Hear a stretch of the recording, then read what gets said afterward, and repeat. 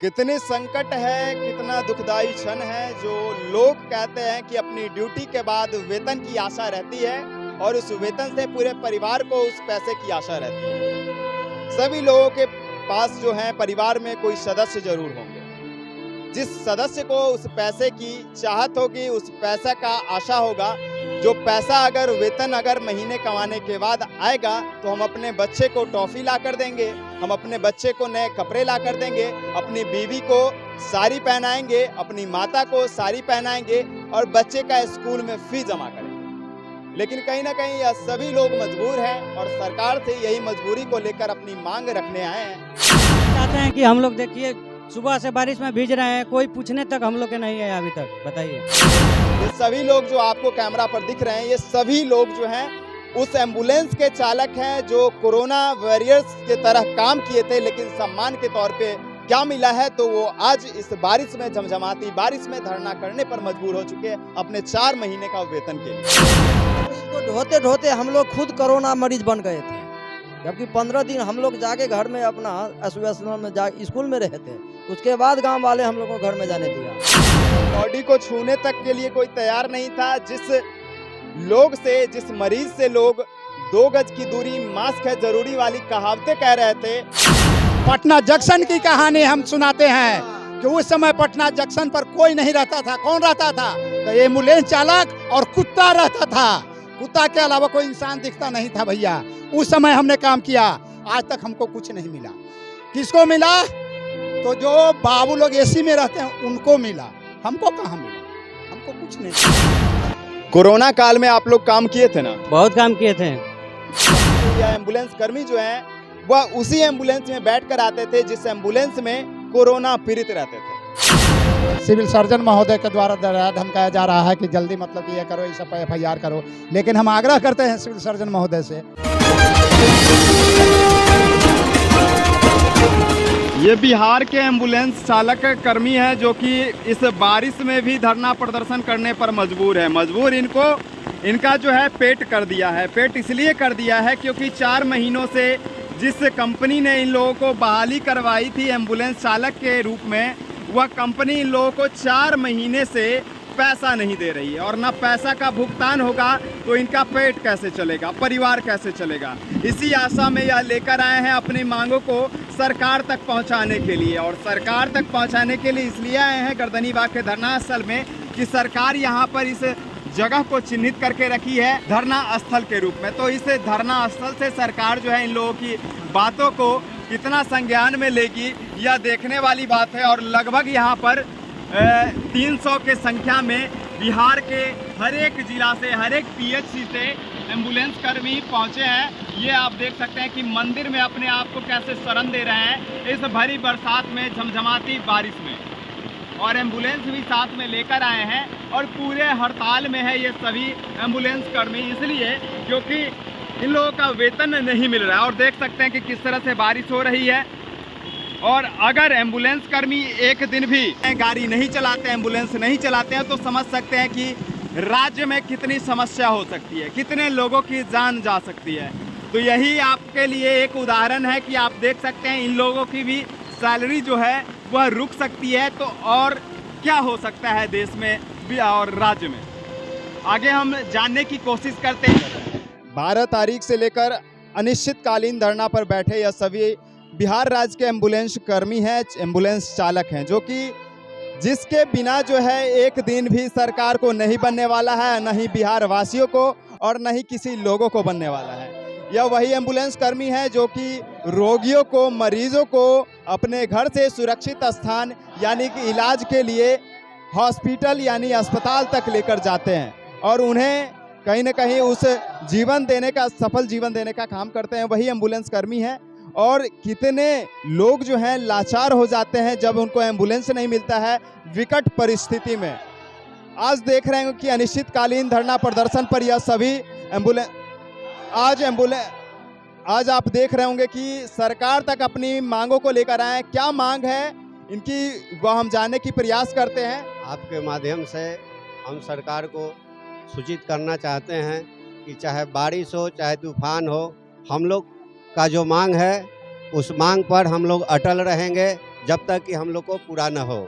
हम लोग कोरोना काल में जी तोड़ मेहनत किए हैं और हर मुश्किल में रात हो दिन हो सुबह शाम 24 घंटा अप टू डेट रहे हैं। सारे रास्ते हम लोग का ब्लॉक हो गया था, वहाँ पर भी हम लोग अपन जी जान लगाकर कोरोना काल में अपने परिवार त्याग कर बच्चे त्याग कर हम लोग मेहनत किए हैं।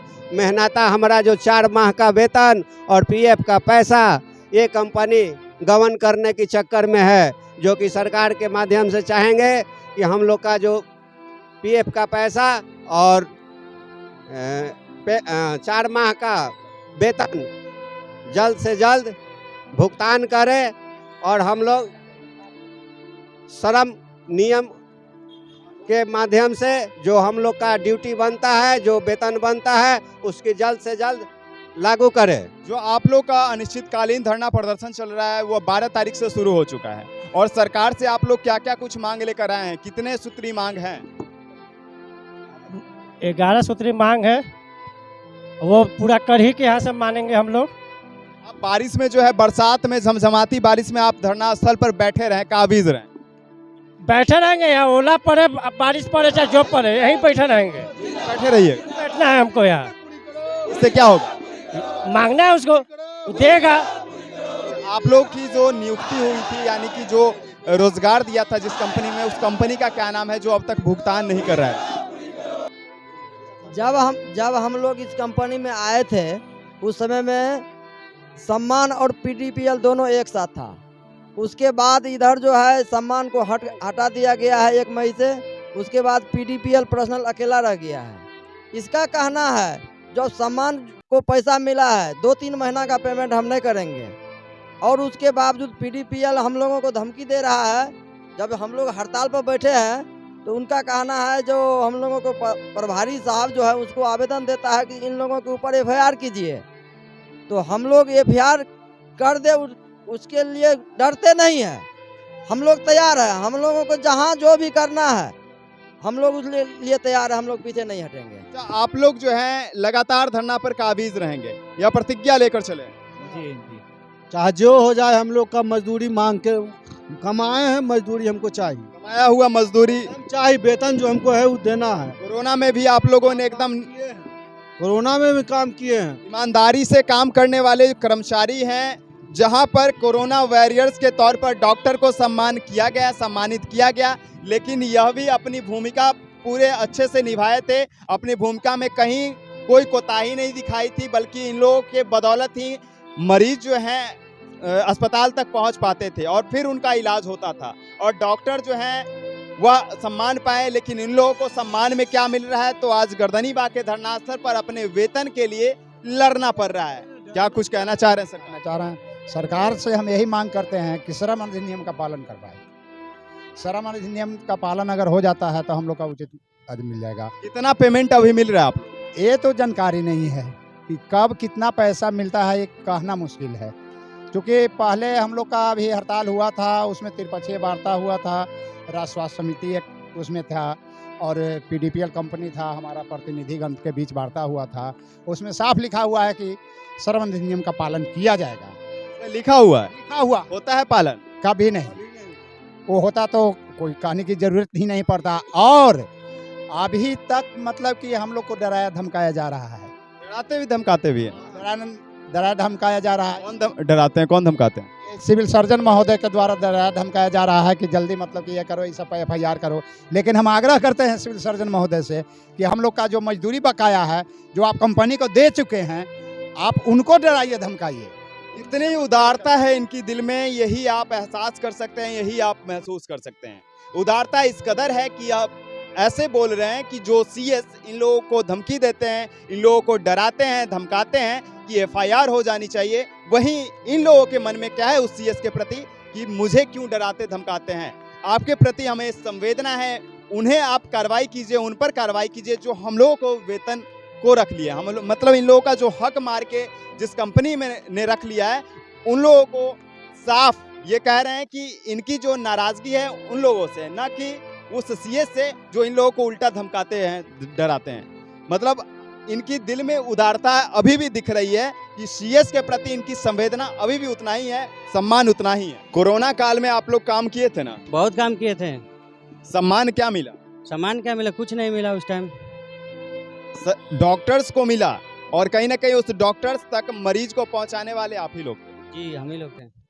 आप लोग अगर मरीज को नहीं पहुंचाते तो शायद वह डॉक्टर भी इलाज नहीं करते। हम लोग के सिवा कोई वहाँ पे था ही नहीं। पुलिस और हम एम्बुलेंस वाले के सिवा कोई वहाँ दिख नहीं रहा था। ठीक है, बॉडी को छूने तक के लिए कोई तैयार नहीं था। जिस लोग से, जिस मरीज से लोग 2 गज की दूरी, मास्क है जरूरी वाली कहावतें कह रहे थे, वही या ड्राइवर या चालक जो है एम्बुलेंस के, या एम्बुलेंस कर्मी जो हैं, वह उसी एम्बुलेंस में बैठकर आते थे जिस एम्बुलेंस में कोरोना पीड़ित रहते थे। कितनी दुखदाई बात थी। 2021 और 20 को याद कीजिए। शायद आप भी अपने परिवार में अगर होंगे तो वह कोरोना पेशेंट अगर होंगे तो उनसे दूरी बनाते होंगे। लेकिन ये सभी लोग जो आपको कैमरा पर दिख रहे हैं, ये सभी लोग जो हैं उस एम्बुलेंस के चालक हैं जो कोरोना वॉरियर्स के तरह काम किए थे। लेकिन सम्मान के तौर पे क्या मिला है तो वो आज इस बारिश में, झमझमाती बारिश में धरना करने पर मजबूर हो चुके हैं अपने 4 महीने का वेतन के लिए। इसको ढोते ढोते हम लोग खुद कोरोना मरीज बन गए थे। जबकि 15 दिन हम लोग जाके घर में अपना एसोसिएशन में जा स्कूल में रहे थे। उसके बाद गांव वाले हम लोग को घर में जाने दिया। मतलब वह मजबूरी भी बन चुका था और कहीं ना कहीं एक सहायता के रूप में आप उदारता भी दिखा रहे थे उस टाइम। ये हम लोगों को ऐसा समस्या था। घर जब हम गए थे कोरोना में तो घर वाला हम लोग को घर में रहने के लिए नहीं दे रहा था।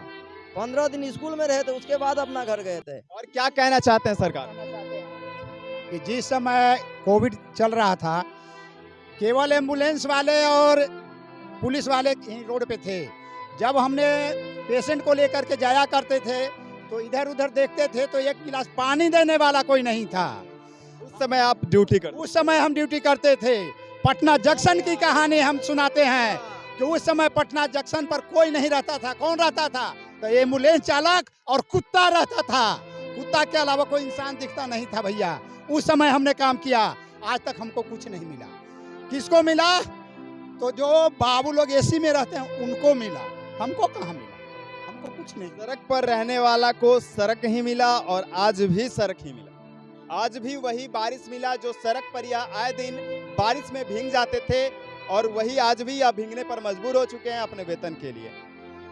और कुछ कहना चाहते हैं? कहना चाहते हैं कि हम लोग देखिए सुबह से बारिश में भीज रहे हैं, कोई पूछने तक हम लोग के नहीं है अभी तक। बताइए, पेट में अनाज नहीं है तो क्या करेंगे हम लोग? अभी बताइए, 5 महीना हो गया, 5 महीना से अभी तक कुछ मिला नहीं हम लोग को। 5 महीने से हम लोग कैसे चल रहा है हम ही लोग नहीं जान रहे हैं।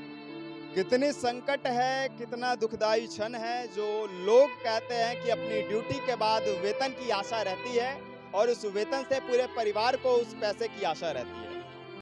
सभी लोगों के पास जो है परिवार में कोई सदस्य जरूर होंगे जिस सदस्य को उस पैसे की चाहत होगी, उस पैसे का आशा होगा।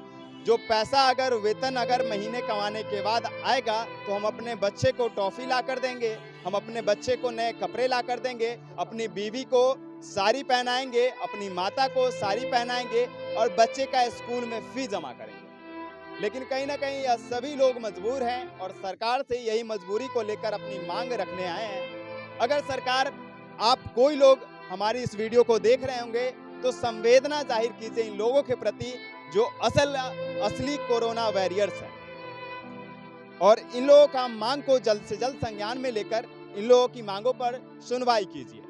आप अगर हमारी वीडियो को देख रहे होंगे फेसबुक पेज पर तो चैनल को फेसबुक पेज को फॉलो करें, यूट्यूब पर देख रहे होंगे तो चैनल को सब्सक्राइब करें। अगर यह वीडियो कैसा लगा, जो भी प्रतिक्रिया देना है आप अपने कमेंट बॉक्स में अवश्य दें। धन्यवाद।